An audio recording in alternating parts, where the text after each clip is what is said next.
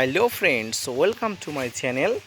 দেশ এবং দেশের বাইরে থেকে যারা আজকে আমার ভিডিওটি কন্টিনিউ করেছেন প্রত্যেকে gardener Trips with Kamal YouTube চ্যানেলে স্বাগতম।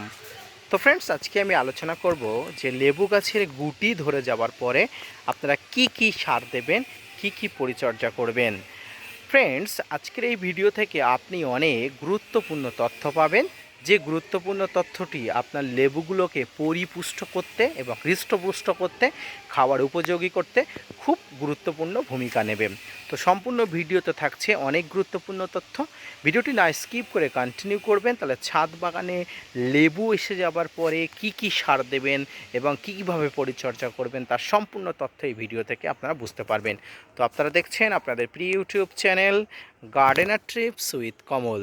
তো ফ্রেন্ডস, দেখুন ইতিমধ্যে অনেকের লেবু গাছে ফুল এসে গেছে এবং অনেকের লেবু গাছে এই ধরনের গুটি সেট হয়ে গেছে। ফ্রেন্ডস, আপনাদের ছাদ বাগানে অনেকের লেবু গাছে এই ধরনের গুটি সেট আপ হয়ে গেছে। এই সময় আপনারা বুঝে উঠতে পারছে না যে কি করবেন। কারণ আমরা যারা আপনাদের জন্য ভিডিও উপস্থাপনা করি, আমরা বলে থাকি যে গাছে ফুল থাকাকালীনে গাছের কোনো খাবার দেবেন না, ফুল থাকাকালীনে গাছের কোনো রকম কোনো সার দেবেন না, তাতে গাছের ভেজিটেটিভ গ্রোথ হয়ে যাবে, গাছের ফুল ঝরে পড়বে। কিন্তু যদি আপনার এইভাবে মুকুল গুটি হয়ে থাকে, পাশাপাশি আপনার গাছে যে এই নতুন নতুন ফুল আসছে, এই ধরনের অবস্থা হয়ে থাকে, এক্ষেত্রে আপনি কি করবেন? ফ্রেন্ড, সর্বপ্রথম আপনাকে ফলো করতে হবে যে আপনার গাছে যে শতকরা কত অংশ গাছে মুকুল আছে বা কত অংশ গুটি আছে। যদি আপনার গাছে সব থেকে বেশি পরিমাণ গুটি থেকে যায়, অর্থাৎ দেখুন আমার গাছে যতটা অংশ দেখতে পাচ্ছেন সব গুটি, এবং কিছু অংশ এখনও নতুন নতুন মুকুল আসার একটা অবস্থা হচ্ছে, কিন্তু বেশিরভাগ অংশ আমার গুটি ধরে গেছে, এই গুটিগুলো সেট হয়ে গেছে, তার মানে এগুলোকে এখন খাবারের প্রয়োজন, খাবার আপনাকে দিতে হবে। এবার আপনাকে ভারী খাবার অবশ্যই দিতে হবে। আর এই ভারী খাবারের মধ্যে যেটি সবার আগে আপনাদের দিতে হবে সেটি হচ্ছে শিংকুচি, হাড় গুঁড়ো, ভার্মিকম্পোস্ট এবং এসওপি, এর সঙ্গে অল্প করে বোরন আপনারা মিক্স করে নিয়ে আপনাদের টবের আয়তন এবং গাছের বৃদ্ধি, গাছের আয়তন অনুযায়ী, টবের পরিমাণ অনুযায়ী অবশ্যই আপনাকে দিতে হবে। আপনারা এই সময় গাছের গোড়াটাকে বেশি খোসাবেন না। যদিও আমার এই পাত্রটি একদম জরাজীর্ণ হয়ে গেছে, আমি এই পাত্রটাকে রিপ্লেস করব, কিন্তু বর্ষা ছিল, তার উপরে আমি কিছু ব্যক্তিগত কাজে ব্যস্ত ছিলাম, সেই জন্য করতে পারি। আপনারা দেখতে পাচ্ছেন আমার একদম পলিথিনটা নষ্ট হয়ে গেছে। এখানে আমি এই মুহূর্তে খাবার দিতে পারবো না, আমি কয়েকদিন পরে এটাকে চেঞ্জ করে তারপরে খাবার দেবো। আপনারা যারা দিতে চান তারা এই মুহূর্তে গাছের গোড়াটা একদম খোসাবেন না। আপনারা দেখতে পাচ্ছেন গাছের গোড়াতে কি পরিমাণ শিকড় আছে, এগুলো হচ্ছে খাদ্য সংগ্রহকারী শিকড়। আপনার গাছের যে খাবার দিবেন এখান থেকে নিয়ে গাছ তার এই যে মাথার দিকে যে খাবার লেবুগুলো আছে এগুলোকে বৃদ্ধি করে তুলতে সহায়তা করবে।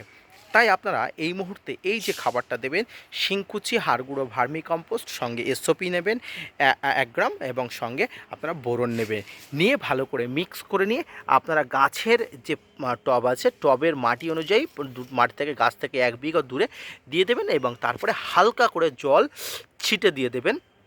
গাছগুলোর গোড়াতে একদম খুঁড়বেন না, কারণ এই সময় গাছের গোড়া খুঁড়লে কিন্তু শিকড়গুলো আঘাতপ্রাপ্ত হতে পারে, সেক্ষেত্রে আপনার প্রবলেম হতে পারে। আপনার গাছের মাটি যদি খোঁড়ার মতো উপযুক্ত থাকে তবে আপনি খুঁড়তে পারেন।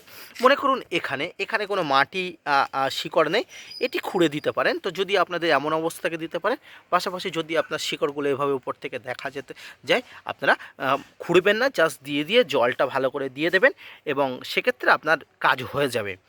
তো এই খাবার দেওয়ার আবার কতদিন পরে খাবার দেবেন? ফ্রেন্ডস, দেখুন এই শিংকুচি, হাড়গুঁড়ো, ভার্মিকম্পোস্ট আপনারা দেওয়ার পরে এটি সঙ্গে সঙ্গে কাজ করে না, এটি ধীরে ধীরে কাজ করে। যেটি আপনি এখন দিচ্ছেন, এখন থেকে 1 মাস পর থেকে এটি কাজ করবে। তাই আপনি যদি আজ খাবার দেন, আগামী 1.5 থেকে 2 মাস আর গাছে খাবার দেওয়ার দরকার নেই। আপনি পর্যাপ্ত জলের ব্যবহারটা ঠিক করবেন, পাশাপাশি আপনার গাছে কীটনাশক ফাঙ্গিসাইড আপনি কন্টিনিউ 7 দিন অন্তর অন্তর আপনাকে দিতে হবে, কারণ এই সময় কিন্তু গাছে প্রচুর পরিমাণ কীটপতঙ্গ এবং ফাঙ্গাসের আক্রমণ করতে পারে। পাশাপাশি আরেকটা জিনিস হতে হয়, যেহেতু ফেব্রুয়ারি মাস চলে গেছে, প্রচুর পরিমাণ রৌদ্র গাছে দরকার। পাশাপাশি এই সময় রৌদ্রর প্রখরতাও গাছগুলো অনেক সময় নিতে পারে না, তাই আপনারা এই সময় গরমের সময় মাঝে মাঝে গাছে জল স্প্রে করে দেবেন। এক্ষেত্রে আপনার গাছগুলো ঠান্ডা গরমের যে একটা ডিফার সেটা আপনার নিতে পারবে এবং গাছের ফলগুলো ঝরে পড়বে না। তো এইভাবে আপনার গাছে ফল আসা সমস্ত গাছে, অর্থাৎ লেবু গাছে আপনি এইভাবে পরিচর্যা করুন, দেখবেন আপনি অবশ্যই উপকৃত হবেন, এটি অন্তত আমি আপনাকে গ্যারান্টি দিচ্ছি। লেবু গাছে এখনও পর্যন্ত যে সমস্ত গুটি আসছে, অর্থাৎ দেখুন এই গাছে এখনও নতুন গুটি আসছে, এই গুটিগুলো আসতে দিন। এই গুটিগুলো আসার আগে, অর্থাৎ এই গুটিগুলো যখন আরেকটু আসবে, মোটা হবে বা যখন ফুটবে না, তখন আপনারা একবার কীটনাশক দিয়ে দেবেন। পাশাপাশি আপনি কীটনাশক তো আপনাকে দিতেই হচ্ছে, কারণ গাছে এখন ফুল লেবু আছে, এই সময় পোকার আক্রমণ হতে পারে, তাই আপনাকে দিতে হবে, কিন্তু অল্প মাত্রায় দেবেন। সেক্ষেত্রে আপনারা আলফামেট্রিন 10% ইসি গ্রুপের যে কোনো কীটনাশক দিতে পারেন, সাইপারমেট্রিন গ্রুপের যে কোনো কীটনাশক দিতে পারেন। তবে আমি আপনাদের প্রেফার করবো এই সময় প্রোফেক্স সুপারটা সবথেকে বেশি কাজ করে।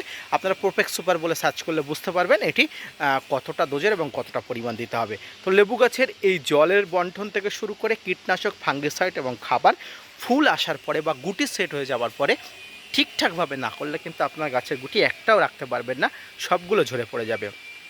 এইভাবে আপনার লেবু গাছের সম্পূর্ণ পরিচর্যা করবেন, পাশাপাশি আপনি সম্পূর্ণ দেখভাল করবেন, দেখবেন আপনার লেবু গাছে প্রচুর পরিমাণ লেবু ধরবে।